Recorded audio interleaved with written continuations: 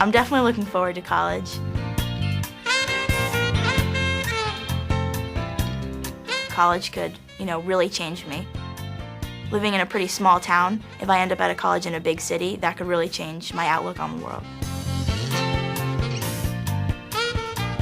Hopefully I'll walk away with, a diploma in one hand, and that'll be great because that'll, set me off on the right career path. But hopefully I'll make a lot of friends too and form a lot of long-lasting memories that I can take back with me. I mean, you always hear adults talking about their college friends and going to their college reunions, so I know that it'll be a really great experience for me.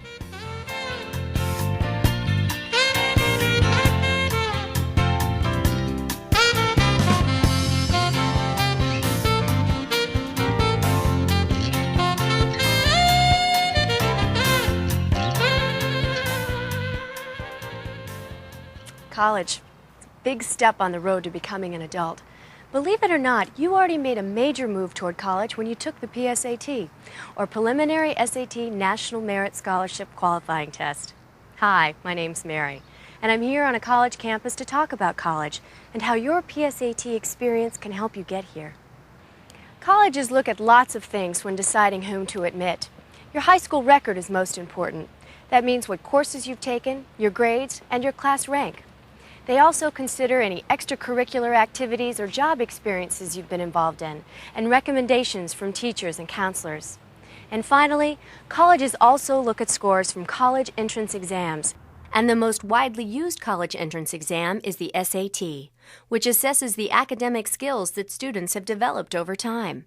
Since no two high schools are alike, the SAT is important because it lets colleges compare your scores with the scores of other students across the country. The PSAT is the official practice test for the SAT, and that's why I'm here, to show you firsthand how the PSAT can help you do your best on the SAT and begin to plan effectively for college. I took the PSAT because I thought that it would be a really good way to figure out my strengths and weaknesses, things that I need to work on for the actual SAT exam. When you take the PSAT, you really are getting a direct look at what your test is going to look like. I mean, obviously the SAT is, a little different, a little bit harder, but the PSAT was the best source of, real questions that I got. The PSAT NMSQT provides excellent preparation for the SAT because it uses real questions from earlier tests. You get feedback about your reading, math, and writing skills. If you're a high school junior, you can enter competitions for scholarships and recognition. And you can get mail from colleges and scholarship programs. The PSAT measures the critical reading, math, and writing skills that you need to succeed in college. Skills that you've been developing throughout your entire life, both in and out of school. If I was speaking to somebody who just took the PSAT and was getting ready to look for a college, I would tell them not to get discouraged if they didn't do as good as they wanted to do on the PSAT, because you can always work harder and make sure that once you take the SAT, you can improve. When I got the scores, I was a little unhappy, but that way, I knew what to look for and I knew what I had to do and I knew that I needed to study for the SATs. If you took the PSAT NMSQT as a sophomore or a younger student, don't feel discouraged if your scores seem low. Remember, if the test seemed hard, it's because it's traditionally geared to 11th graders. If you are a sophomore, review the percentiles that are provided. For you, percentiles are a truer measure of how you performed compared to your peers. When you take the PSAT NMSQT again, your results will improve the longer you're in school, the more courses you take, and the harder you work. The difference between taking the PSAT in sophomore and junior year, I think, is, well, for the math, it's a little bit more obvious. I'm more experienced in taking math. I'm at a higher math level, and that was a little bit easier for me. But for the English, I had also, similarly, I had read more, I had experienced more difficult classes as a junior. I'm taking AP classes, so that was also incorporated into helping me with the PSAT. For many of you, the PSAT may be the first step on the road to college. The information on the score report is there to help you start planning. The more you use it, the more you'll get out of it. So when you get your score report back, don't just look at the scores. Look at the whole report. The score report was just great for, giving me feedback, letting me know this is what I need to work on, this is how I did, let me know how I compared to everybody else in the area who took the same test, targeted weaknesses for me that I could work on. So it really just helped me prepare better for the regular SATs. Really pay attention to your score report and look at what it says, because it really gives you good advice and to improve your scores. The score report contains 5 parts. There are the scores, including percentile ranks and the SAT score ranges you can expect, the NMSC or National Merit Scholarship Corporation information, educational plans, review your answers, and the Improve Your Skills section. Information for each subject area appears in a single color-coded column. Let's take a close look at the score report for Zachary Preston, a college-bound student like you, to give you a better idea of what you can learn from your score report. Zach took the PSAT as a junior and plans to take the SAT this coming spring. Like you, Zachary received scores for critical reading, math, and writing skills.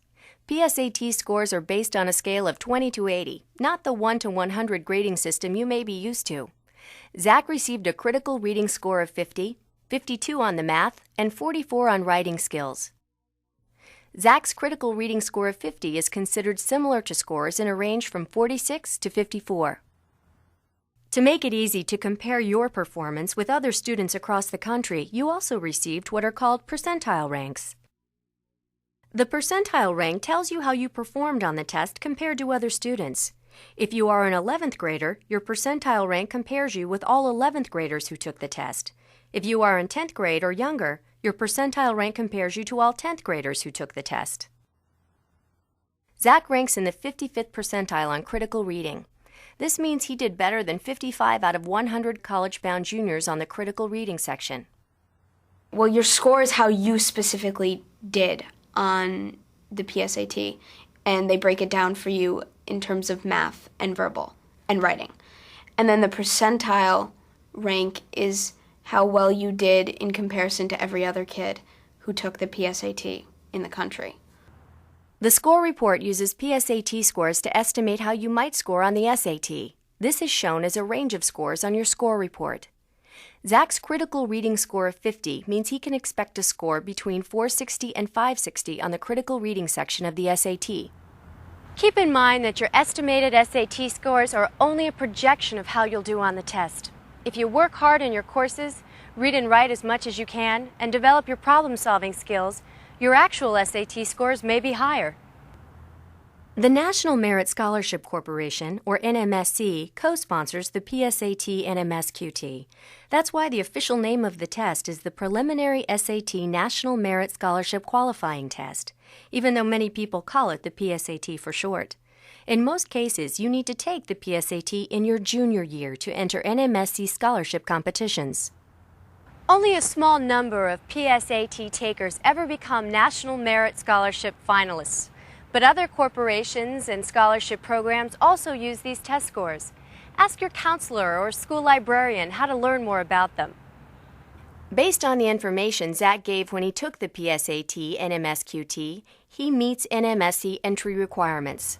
At this point, you may not know what kind of career you will pursue after college, yet many of the things you do in high school and college can be part of developing career plans. When you took the PSAT, you were asked to identify one college major that interests you. The section titled Your Educational Plans contains valuable information about the college major you selected, as well as a list of careers related to that major. Zach selected computer engineering. Zach's score report describes what he'll learn as a computer engineering major, what courses he needs to take in high school to do well in college, and what kinds of careers are available to students who major in computer engineering.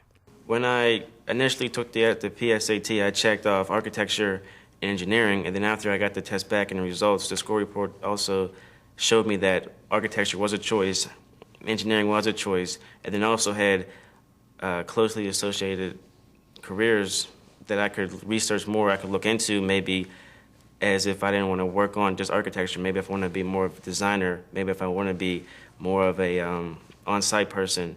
So I opened my eyes to other careers that were out there besides the one that I was just looking at currently. I think you can look at the alternative careers in the Your Educational Plan section as kind of a guideline if you're lost as far as what you want to do in your future. You can look at those different sections and the different career alternatives as a guideline for researching majors. Use the information in this section to start developing your own college and career goals. The last two sections of the score report, review your answers and improve your skills, are the most important. Use them to identify and improve your weaker academic skills. Set aside time to review your score report with your test book. If you did not get your test book back, ask your counselor for it. I used the score report and the PSAT, and I compared what I got wrong and what types of questions I got wrong, and I used that to study for the SAT. The Review Your Answers section gives the correct answer, your response, and the difficulty level of each question on the test.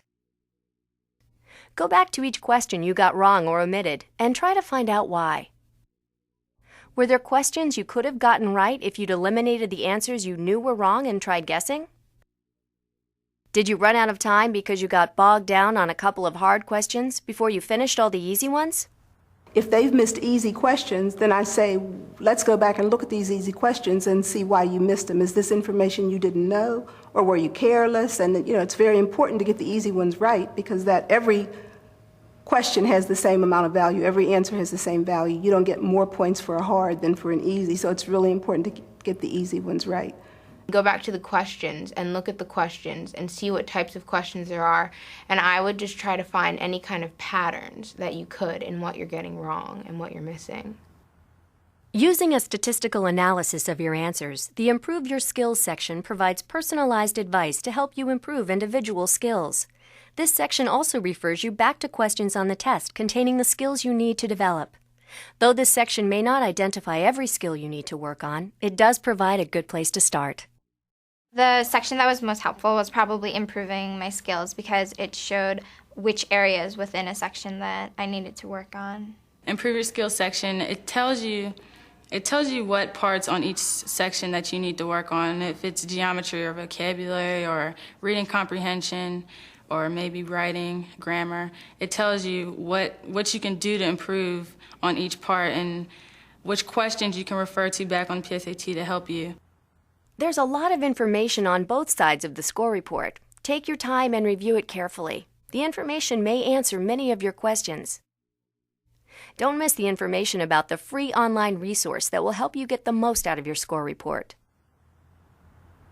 Now that we've taken a look at what's on the score report, it's important to remember that there are things you can do to improve your scores. There are two kinds of preparation, short-term and long-term. Short-term preparation focuses on your test-taking skills, like guessing and pacing. Getting familiar with different test-taking strategies will help you do your best on the SAT, or for you younger students, when you retake the PSAT and NMSQT.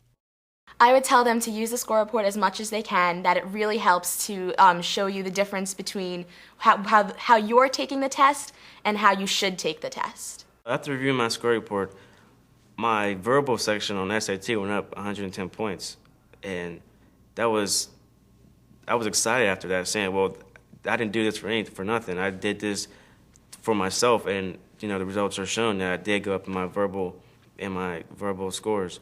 And also in the math, which problems I got wrong in the math, I learned the techniques, and I improved my math score about 20 points too. So the score report in general just helped me improve my SAT scores and just my mental knowledge in a whole. Short-term preparation may get you the quickest results, but long-term has the biggest potential payoff. Long-term preparation helps you improve your knowledge so that you can answer more questions correctly. It's the long-term preparation that ultimately will have the greatest effect on your scores and how well you'll do in college. Reading is essential to becoming successful in terms of the critical reading or reasoning part of the PSATs, and then later on, of course, the SATs. The same with writing. The better you are, writing is essential in everything you do. The best way to increase your verbal skills is to read. The best way to increase your math skills is to take the most challenging math courses that you can take. You can always develop a facility with the testing. You can become familiar with the way the test is set up. You can become familiar with the type of questions that are asked. But there is no substitute for actual learning, which is achieved by challenging yourself the most. Long-term preparation includes things you can and should do all year. Read and write as much as possible. and work on improving your problem-solving skills. It's also important to take a good selection of solid academic courses, including math and science, and work hard at them. Believe me, it'll pay off in better test scores and success in college. I think it's very important to take advanced placement classes because colleges look to see if you challenge yourself your junior and senior year. As a PSAT NMSQT test taker, you have free access to resources to help you prepare for the SAT and for college at collegeboard.com/PSAT Extra. Here you'll get explanations for every question on the test, higher-level math questions from the SAT, sample SAT essays written by students, and My Road, an online career, major, and college exploration tool. Make sure you have your score report with you when you visit collegeboard.com/PSAT Extra.